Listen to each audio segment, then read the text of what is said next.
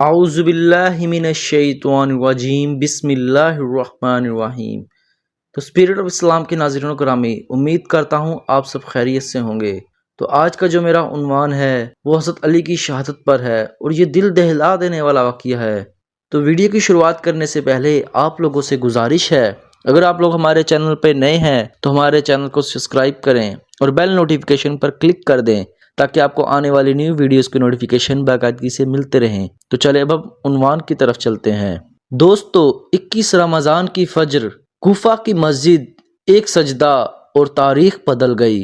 وہ شخصیت جس کے بارے میں نبی اکرم صلی اللہ علیہ وسلم نے فرمایا، میں علم کا شہر ہوں اور علی اس کا دروازہ ہے۔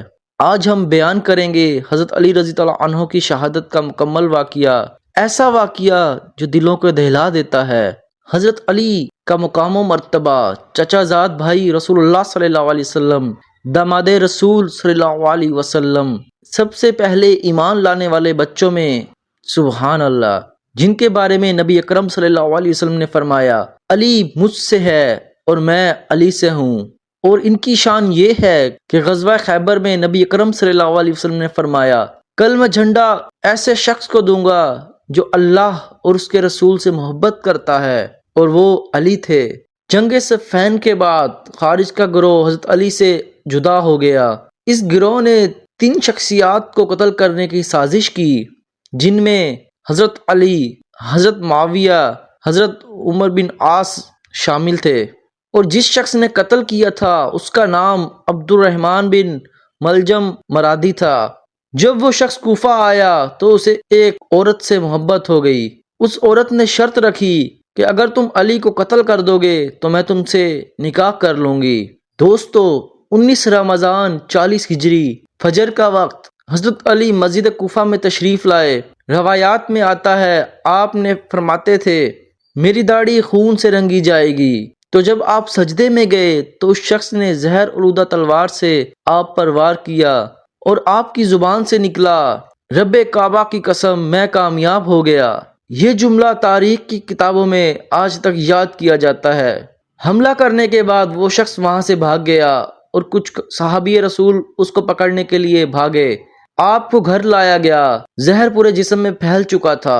حضرت حسن اور حسین رو رہے تھے، لیکن حضرت علی نے فرمایا، بیٹا صبر کرو، اللہ سے ڈرو۔ جب قاتل کو پکڑ کر لایا گیا تو آپ نے فرمایا، اسے اچھا کھانا دینا، اگر میں بچ گیا تو میں خود فیصلہ کروں گا، اور اگر میں شہید ہو گیا تو ایک ہی وار میں اس کا سر قلم کر دینا، اس کے ساتھ زیادتی نہ کرنا۔ آخری لمحات میں آپ نے اپنے بچوں کو نصیحت فرمائی، بیٹا نماز کی پابندی کرنا، یتیموں کا خیال رکھنا، قرآن سے تعلق ہمیشہ مضبوط رکھنا، ظلم نہ کرنا، دنیا کے پیچھے مت بھاگنا۔ 21 رمضان 40 ہجری حضرت علی اس دنیا سے رخصت ہو گئے۔ کوفہ میں قہر مچ گیا۔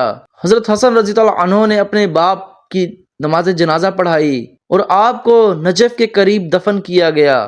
دوستو، یہ واقعہ ہمیں کیا سکھاتا ہے؟